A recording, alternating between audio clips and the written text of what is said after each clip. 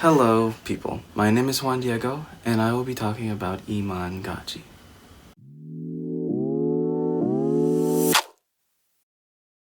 So I'm sure you've heard of the red pill, alpha, sigma, whatever you want to call it, side of social media. If you haven't, that's totally fine. Where have you been though? If you have, you might have heard of Mr. Iman Gadzhi. Iman Gadzhi is an entrepreneur, YouTuber, business influencer. Some may even call him a guru. Whatever you want to call him, one thing's for sure. He's made an amazing amount of cash. Oh, and he's an absolute success magnet. He started out as a high school dropout. He went into fitness at one point. He even became a videographer. And then he started a social media marketing agency. This is a very rough timeline, by the way, but you get the idea. He's climbed, fought, worked hard to get where he is now. Or has he? He's mainly purported to gain most of his success from his SMMA. And half of the time he talks about setting one up yourself and how it's the best business model out there. In fact, he even has a course out there, and when he talks about his own services, he talks about his course. But as of late last year, there has been a lot of controversy around him. Around his work, around himself, around what he stands for, what he believes. But one thing is for sure. He has a lot to say, but even more being said about him, as most people who've built a substantial following get. But there's just one thing that this one YouTuber said about him that got me really intrigued. A YouTube channel named Undefeated talked about how Iman Gadzhi deleted one of his videos himself when he said earlier that YouTube or the Great World Order would delete it because what he's saying is apparently so controversial that the higher ups or whoever the elite would delete it. He says that he doesn't believe that Iman Gadzhi gained most of his wealth from his SMMA, and he says that Iman only used his SMMA to manipulate because at that time when he used to really push it, it was sort of the zeitgeist or the trend at that time, and he used it so that his YouTube channel would grow because YouTube used to push out content about SMMAs all the time, and so that it would grow his CPM or his AdSense revenue on YouTube. You should watch Undefeated's video to get more context about what I'm talking about. Undefeated said that when he bought Iman's course, that it was exactly the same as his YouTube content. I doubt that that's true, but if it is true, it doesn't really matter because a true aim of a course isn't to have some specialized information to be gate-kept in it. And I believe that giving information as much as possible away is better than gatekeeping it in a course. A course is supposed to be a guided version of the content that already exists out there. A step-by-step organization of aggregated knowledge. Now, is it worth $1,000? That's debatable.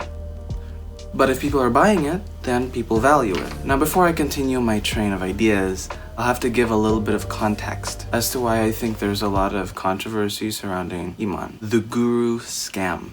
Y'all know the quote-unquote YouTubers who seem to know everything you need about everything you need. You know, people who will tell you, oh, this is how you get passive income in 10K months. Denmark, I'm talking to you. What I hate about these types of people is that they really take away from the legit YouTubers who give real and truthful advice. Hey, anything for the money, right?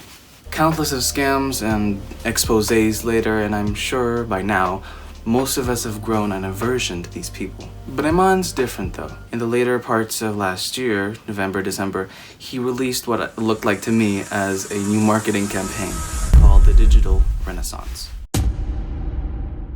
Now, when you think about marketing campaigns, do you think of sleazy, annoying ads that just pop out in your face in websites, and as soon as you see it, you want to just get rid of it and continue what you're doing? Well, that's just what we're used to. We're jaded and we sort of have an aversion to it. And yet we still buy iPhones, huh? But what Iman did is a little different.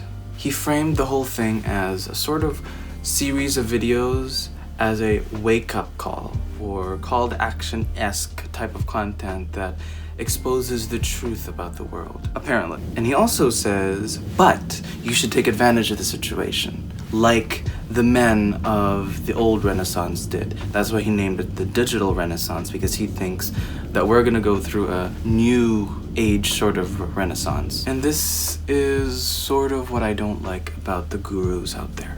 They use a lot of fear-mongering to kind of push people, regardless if it is true or not, and we could talk about that in a separate video, but there's a lot of fear-mongering out there to push people to buy their products. And part of Undefeated's line of thinking is that Iman is simply fear-mongering people and pushing people to buying his course because apparently his course can save you from all the financial burden in the world. While that may be evident in the surface level if you watch his videos, I'm sort of a realistically optimistic person, so I'm not really thinking that. I tend to trust people more than not, and if I don't trust someone, I do not trust someone. And I see why Iman would want to use this new campaign of his to sell his course and all of that, but I don't think that's what he's doing. He seems to be genuinely out there to help people and to better their lives and to provide true value. Unless, of course, that's what he wants us to think. And one of the main things that supports him helping others is the money that comes in from his YouTube channel, from his courses, and everything else. I mean, he's building schools in Nepal, people. Unless that's what he wants us to believe. Okay, the truth. When I was writing the script of this video, I was going to say that I believed that Iman was sort of the sleazy salesman, annoying, pushy kind of guy who just wants money. Like, all his goal is just money, money, money, and he doesn't want us to help people. And that he may be borderline manipulative with everything that he does. But the thing is, now, I think he really does want to help people.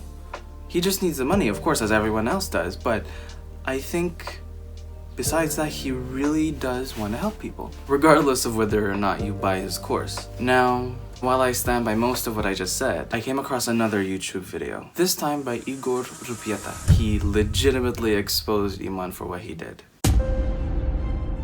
Iman constantly rants about the puppet masters and how the head elites of this world are controlling what other people are doing, and that those puppet masters, they took down videos, articles, anything that talked about them. And in the beginning of Digital Renaissance, he even warned people to watch the videos that he posted, that they would be removed by the so-called puppet masters. And it was because he was talking about the truth. And that was sort of part of what he did to get people to watch his videos. He would say, watch it now before they remove it. Thing is, the puppet masters didn't do a thing. Iman removed his own videos. Now here's what I think. Look, I'm the type of person who trusts easily, as I said before, not out of naivety, but because I used to be that naive person who trusted easily, and then I became the type of person to be pessimistic and never trusted easily. And now I've learned that you sort of need the initial pound of trust to get anywhere in life. Trusting courageously out of wanting the best out of people. And that starts with having to be open and just trusting people outright. Don't be stupid about it though. Funny thing is, I can map out to you a timeline of when I started watching him at first, and then I was totally hooked, and then I dug deeper, and then I found other articles that said he's a fake, he's a scam, and they provided evidence, but I brushed it off at first. Then there was a time where he used to post content that was sort of, this is the only way you can live sort of content. So I sort of stopped watching it because I don't believe really in one way of life, sort of. And I sort of started to get suspicious about him. Now my suspicions have been confirmed. He's not fake. He's pretty close though. Another thing is, when I wrote the script, right after I finished writing, Iman released an apology video about all of this, about the videos that he removed, and I had to rewrite the script again. He admitted that he was perception managing and reputation managing, and it wasn't really aligned to what he truly believes, and I really respect that of him. But as the innate devil's advocate I am, I sort of think that it might be also part of him being manipulative. But again, that's just me, and it's just a possibility. Bottom line is, Iman Gadzhi is a lot of things, but he's not a scam. Borderline! Not really borderline, you know, kind of right before, like us, 3 steps before the borderline. But he's not there yet, and I don't think he's gonna get there. His videos sort of lead you to a certain thought process out of fear, and it'll sort of push you to act irrationally sometimes. All things he's been purporting against, you know, forced thinking, forced action by the supposed puppet masters. But you know, ultimately, it's up to you.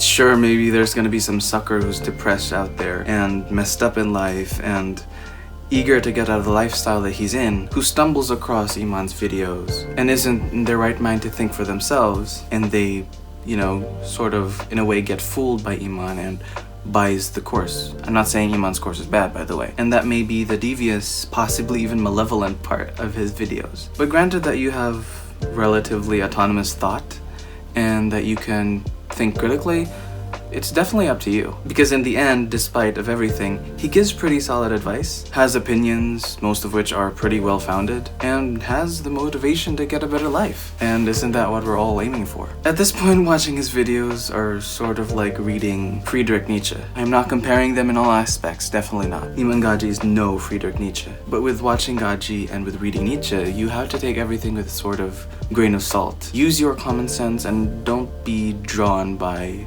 their darker side. Iman Gadzhi always talks about how you must break away from the matrix, which to an extent I do believe in as well, but don't escape the matrix just to be stuck in another one.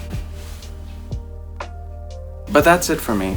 Look, I'm not rich, I'm not an influence yet. But one thing I do is I call BS. Cap. With others and with myself. I release content about brand strategy, branding, and how that relates to everyone's everyday life. Don't forget to like and subscribe if you like this video and if you want to hear more. Au revoir.